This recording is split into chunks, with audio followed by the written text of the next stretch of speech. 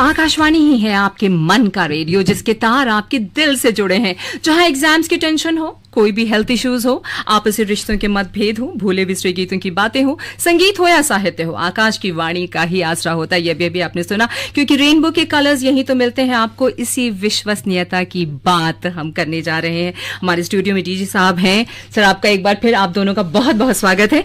Sir, radio के प्रसारण माध्यम में आज के युग में बहुत कॉम्पिटिशन है, और इस कॉम्पिटिशन में आकाशवाणी आज भी अपनी विश्वसनीयता को बनाए रखा है। तो क्या वो फैक्टर्स हैं जो आकाशवाणी की क्रेडिबिलिटी को बनाए हुए हैं? Yeah, thank you for inviting me to the studios. First of all, I would like to, convey my best wishes to all our listeners on the World Radio Day today. And you know that All India Radio is almost 100 years. Very soon we are going to celebrate, in a few years, we'll be celebrating 100 years. And it is the oldest mass media in the country. And it has been a part of our families of Indians for ages and generations. Many of them tell me that उन्होंने अपना भाषा को, even say for example Telugu, Kannada, Malayalam, Hindi, इन सब भाषाओं को हमने सही pronunciation, सही इस्तेमाल हम आकाशवाणी से सीखे हैं. And it's not in one day, 1 year or 1 generation, but for generations. And इससे most important thing जो विश्वसनीयता का बात आपने किया है जी, ये है, एक दिन में, एक साल में, एक दशक में नहीं होता है ये. सालों साल अपना क्रेडिबिलिटी को बरकरार रखने के लिए आप निरंतर कोशिश करते रहना पड़ेगा. और ये this credit for this credibility goes to generations of broadcasters and people behind the mic, and as well as those who worked on the desk for preparing news bulletins or programs or any other thing. इन सब का contribution के वजह से आज हमारा credibility top most पर है.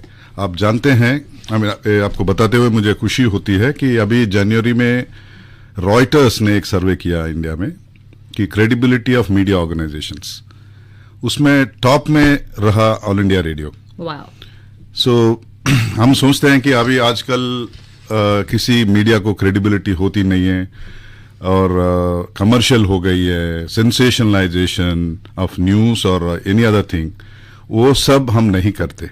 Particularly अगर आप देखेंगे कि ये महामारी पैंडेमिक के समय में जो सोशल मीडिया पे तरह तरह की न्यूज़ आ रहे थे कि अगर आपको कोविड होगा तो क्या करना है, कैसे करना है, ये सब देखकर लोग परेशान होते थे कि करना क्या है, किसी को पता नहीं था. बट आकाशवाणी एक ऐसा संस्था है कि क्रेडिबल, रिलायबल एंड जो क्वालिफाइड डॉक्टर्स का एडवाइस को हम हर दिन, हम हर भाषा में लोगों तक पहुंचाते थे.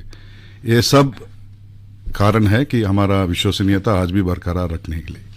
सर, हमने अपने लिसनर से व्हाट्सएप पे मैसेजेस मंगवाए थे. एक मैसेज आया हुआ है पंकज भंडारी का, and he is asking what are the factor which makes you feel the difference. Obviously, you said right now that we had been, calling doctors on our shows, and health issues से जो pandemic था उसके बारे में हम उनको बताते रहे हैं. बच्चों के लिए प्रोग्राम्स करते रहे हैं, उनको हर तरह का एंटरटेनमेंट के साथ साथ इंफॉर्मेशन हम पहुंचाते रहे हैं. So that is, of course, that's how we feel the... Yeah.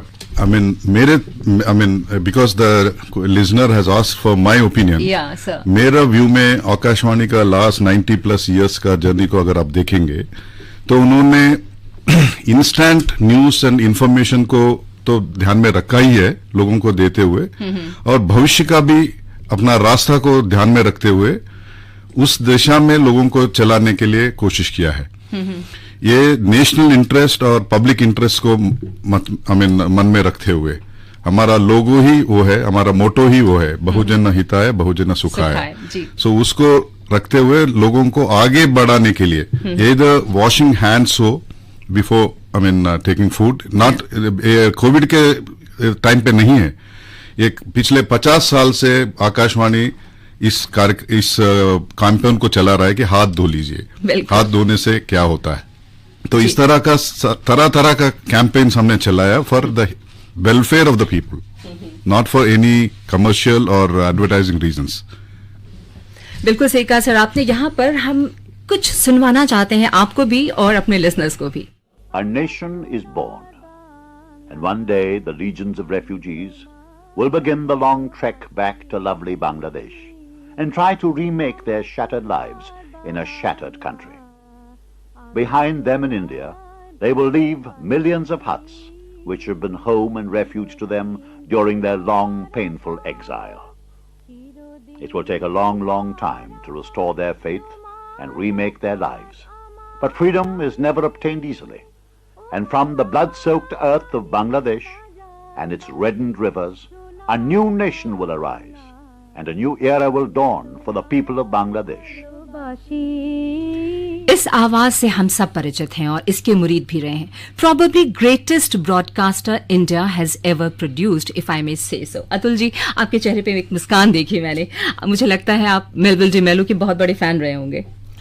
जी हाँ, जैसा कि अभी हम सुन रहे थे मेलविन डेमोलो की आवाज़ और उनकी उसी पृष्ठभूमि में साथ में हम वो बांग्ला संगीत की एक मधुर सी धुन सुन रहे थे। तो इससे होता ये है कि स्वतः ही जो श्रोता है या जो हमारा लिसनर है वो हमसे एक तरह से सीधे सीधे जुड़ जाता है। बिल्कुल।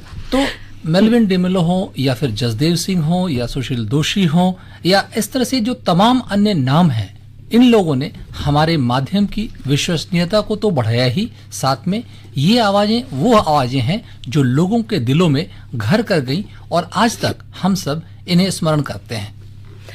आपसे ये पूछना चाहूंगी कि आप समाचार सेवा प्रभाग से भी हैं कि आकाशवाणी का जो भाषा संस्कार है अन्य माध्यमों से बिल्कुल अलग है, वो हिंदी हो या अंग्रेजी, तो क्या ये भाषा संस्कार भी आकाशवाणी की विश्वसनीयता को बढ़ाता है?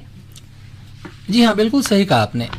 भाषाई तौर पर हम देखें तो हमारी जो प्रस्तुति है वह बिल्कुल एक सजीव से माध्यम में है, सटीक है और संक्षिप्त भी है। साथ ही हमारी कोशिश हमेशा ये रहती है कि जो सभी भाषाओं की जो बोलियां हैं या उनके जो डायलेक्ट्स हैं उनसे भी जुड़े हुए समाचार या कार्यक्रम हम अपने श्रोताओं तक पहुंचाएं। उदाहरण के तौर पे अगर मान लीजिए हम त्रिपुरा में कोकराबोरू भाषा की बात करते हैं, वहीं कर्नाटक में कन्नड़ा की बात करते हैं, वहीं हम अरुणाचल प्रदेश के जो जनजातीय इलाके हैं उनसे जुड़े कार्यक्रमों की बात करते हैं, तो हमारा उद्देश्य यह है कि हम जन जन तक लोगों की आवाज बने, उनकी आवाजों को सुने और उनकी जो जरूरतें हैं उनको लोगों तक पहुंचाने का एक माध्यम बने, जिससे हमारा उनसे भरोसा लगातार कायम रहे। बहुत बढ़िया आपने कहा कि वो जो भरोसा है हमें कायम हम रखते भी रहे हैं और आगे भी रखते रहेंगे। सर डीजी सर, मैं आपसे जानना चाहूंगी कि वर्तमान परिप्रेक्ष्य में प्रतिस्पर्धा को देखते हुए, कॉम्पिटिशन तो आपको लगता है कि आकाशवाणी के कंटेंट्स में भी कुछ बदलाव की जरूरत है या नहीं? As they say, yeah. Change is a constant. Absolutely, sir. I mean, change तो चाहिए ही चाहिए। उसमें अगर 1940s में 50s में जो हमने चलाया अभी आज भी ये वही चलाएंगे तो हम पीछे पड़ जाएंगे। और competition is good thing. I mean monopoly किसी भी इसमें अच्छा ठीक नहीं है। और रेडियो के सेक्टर में भी कंपटीशन आना बहुत अच्छी बात है and we are happy with that. और हम भी इंटरनली आकाशवाणी में सोचते ही रहे हैं कि किस तरह हम ज्यादा से ज्यादा युवाओं से जुड़े। हमारा चैलेंज यही है कि न्यू जनरेशन, यंग जनरेशन्स को, बच्चों को आकाशवाणी के तरफ कैसे आकर्षित करना है और उसको बना के रखना है। That is our challenge. बिल्कुल सही कहा सर आपने। हमारे यहाँ प्रोग्राम्स होते हैं पार्टी टाइम, जिसमें बिल्कुल एक समय होता है रात के 8 बजे और उस तरह का ही संगीत होता है, वक्त को देखते हुए किस वक्त क्या ब्रॉडकास्ट किया जाना चाहिए। Anyway sir, one more question to you कि everything is on a digital mode nowadays and when it comes to the remote areas of our country, do we reach them जहां इंटरनेट की भी सुविधा नहीं है या एंड्रॉयड फोन्स लोगों को अवेलेबल नहीं है? Reach, as you said, in a difficult terrain, far-flung areas में challenge तो रहता ही है, but I think are one of those lucky organizations where we are trying to reach them through so many means.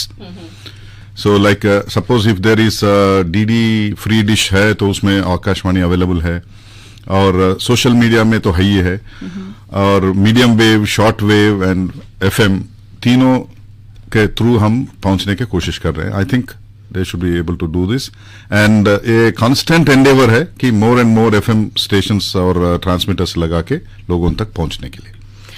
Welcome back. हमारे साथ इस वक्त studio में है director general All India Radio N Venudhar Reddy और assistant director general news services division के अतुल तिवारी. मैं हूं आपके साथ आपकी दोस्त राजश्री त्रिवेदी, और हम शामिल हैं इस टॉकाथॉन में जो आप शाम 4 बजे तक सुनते रहेंगे. सर, हमारे पास एक मैसेज आया, काफी लंबा चौड़ा message, and I need your attention.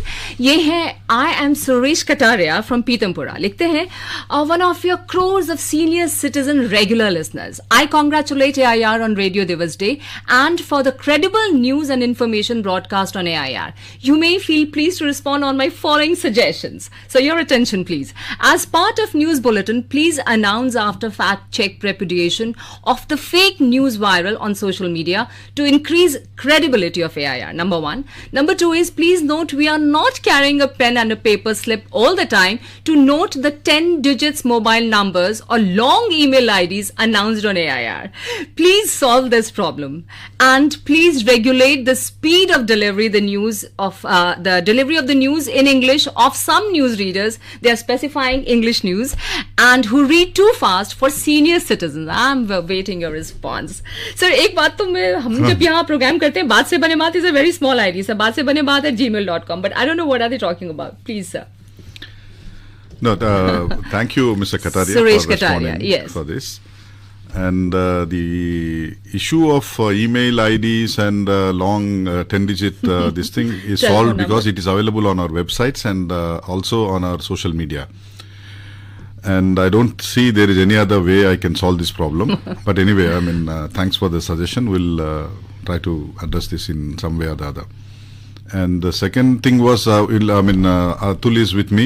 He is the additional DG of news, so he'll advise the news readers to read it at proper speed for the benefit of our senior citizens. And the first one was sir, ये वो telephone numbers की बात की उन्होंने, और वो जो fake news की बात की, किसको कैसे fake news, I think Atul will respond. जी कटारिया जी, आपका सवाल बहुत ही बढ़िया है और सुझाव भी बहुत अच्छे हैं. आपको ध्यान हुआ कि हमने अभी जब कोविड महामारी का संक्रमण हुआ उस दौरान हमने नियमित रूप से जो कोविड से जुड़े हुए तथ्य थे उनके बारे में लोगों को जानकारियां दी, और जो तमाम फेक न्यूज थे उनके बारे में लगातार हम बताते रहे. हाँ, यह बात आपने बिल्कुल सही कही कि हम नियमित रूप से यानी रोजाना इसे करते नहीं है, लेकिन आपको यह बताना प्रासंगिक होगा कि इस तरह की जानकारी हम अपने समाचार माध्यम के जरिए लगातार अपने बुलेटिनों में लोगों तक पहुंचाते रहते हैं, और आपके उस सुझाव का हम हमेशा ध्यान रखेंगे. दूसरी बात आपने कही कि जो इंग्लिश के न्यूज रीडर्स हैं उनके पेस को रेगुलेट करने का, यह सुझाव भी काफी अच्छा है, और इसी तरह की फीडबैक हमें मिलती रहेगी तो हमारा आपसे जुड़ाव और हमारे और आपके बीच का भरोसा लगातार बना रहेगा. Well, I stand corrected. Additional Director General Atul Tiwari हमारे साथ हैं. सर, अतुल जी, हम आपसे ही जानना चाहेंगे, जब हम क्रेडिबिलिटी की बात करते हैं, न्यूज कलेक्ट करने के लिए कहाँ कॉरेस्पॉन्डेंट्स होते हैं हमारे, या किस तरह की न्यूज की इम्पोर्टेंस को स्टेट एंड नेशनल लेवल पर डिसाइड किया जाता है? जी हाँ, देखिए, पूरे देश भर में हमारी 46 यानी 46 रीजनल न्यूज यूनिट्स हैं. वहां पर हमारे तकरीबन 200 के आसपास पार्ट टाइम कॉरेस्पॉन्डेंट्स हैं जो अलग अलग क्षेत्रों से, अलग अलग राज्यों से जानकारियां देते हैं. इसके अलावा हमारे विदेशों में संवाददाता हैं जो तमाम जानकारी एकत्रित कर हम तक पहुंचाते हैं. दूसरी बात आपने ये कही कि ये समाचार क्या राज्य स्तर का हो या राष्ट्रीय स्तर का हो, इसका पैमाना क्या होगा.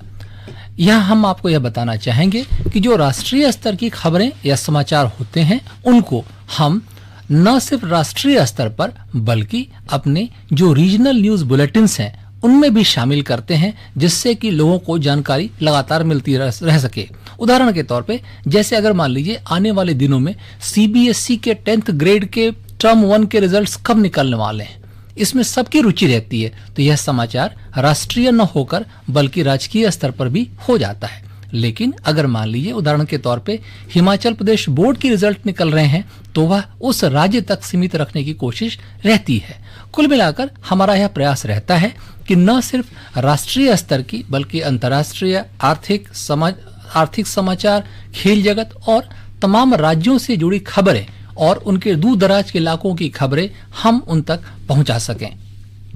सर, एक बहुत ही प्यारा सा मैसेज आया है, बहुत ही दूर दराज से। लातेहर गांव है छोटा सा, बरियातू, झारखंड में, और ये लिखते हैं कि ग्रामीण इलाकों में न्यूज ऑन एयर के जरिए लोग रेडियो सुन पाते हैं, पर लोगों के पास नेटवर्क की समस्या ज्यादा है। इसका कोई समाधान हो सकता है क्या? दे हैव जस्ट आस्क्ड कि कुछ हो सकता है क्या? जो मैंने पहले भी कहा था कि नेटवर्क की इश्यूज हो सकते हैं जो हमें रेडियो पे सुन पाते हैं। I'm very happy, first of all, from Yeah. Latehar in Jharkhand.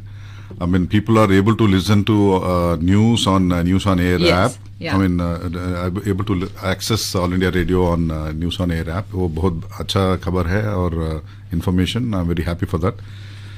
But the issue of, availability of signal of, internet, is beyond me. I mean, it is know. not in the purview of All India Radio, but anyway, we'll think about it. Do something.